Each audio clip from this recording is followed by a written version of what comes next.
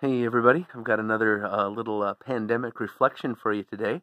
It's a question of pandemic evangelization.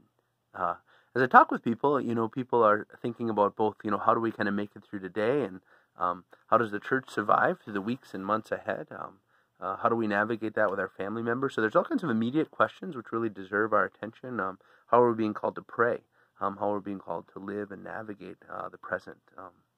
People are also asking the question, though, too, and thinking about, well, what does this mean for the church moving forward? What does this mean for our parishes?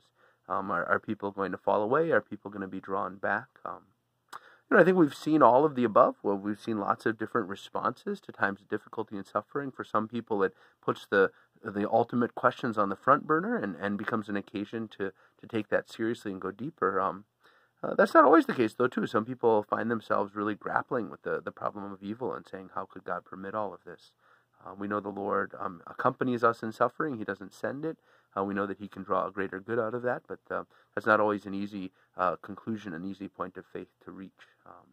I just want to ask the question with you, how can we personally, how can each one of us be the Lord's instrument in this time? How can we be people who contribute, not simply to kind of speculating about what's going to happen, but people who really impact the course of that, people through whom God's grace flows out to impact the people in our lives. And so maybe that's the question of pandemic evangelization. How do each one of us allow ourselves to be agents and protagonists really in the deepening and the growth of the gospel during this time? Just a couple really simple suggestions. It's a big question. You could expand it out widely, but I don't think that primarily happens through videos like this.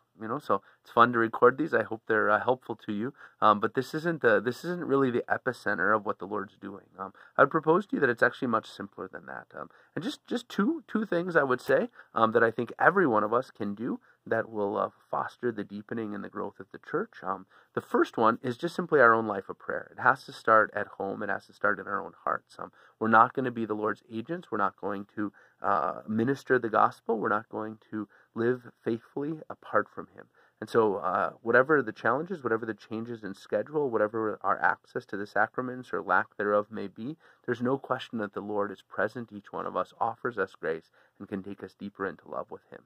That's certainly possible, brothers and sisters. It's certainly possible for me, and it's certainly possible for you.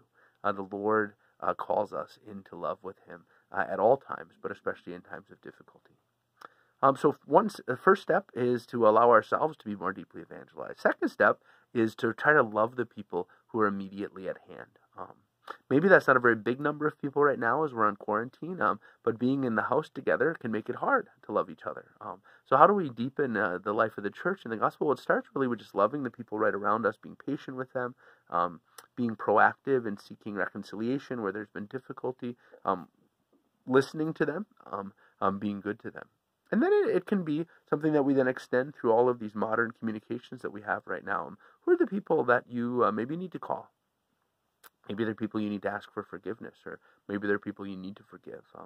Who are the people that you find it hard to spend time with or don't necessarily want to talk to, but who you know are really kind of given to you to love, people who really need some companionship or some encouragement right now?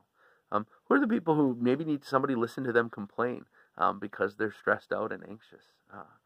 If we are really the face of Christ in simple service and simple listening and simple time with people, there's no question that the Holy Spirit is going to work through that. And perhaps it might bring someone that we love to say, why is it that you're patient with me? Why is it that you're choosing peace in a time of anxiety and frustration?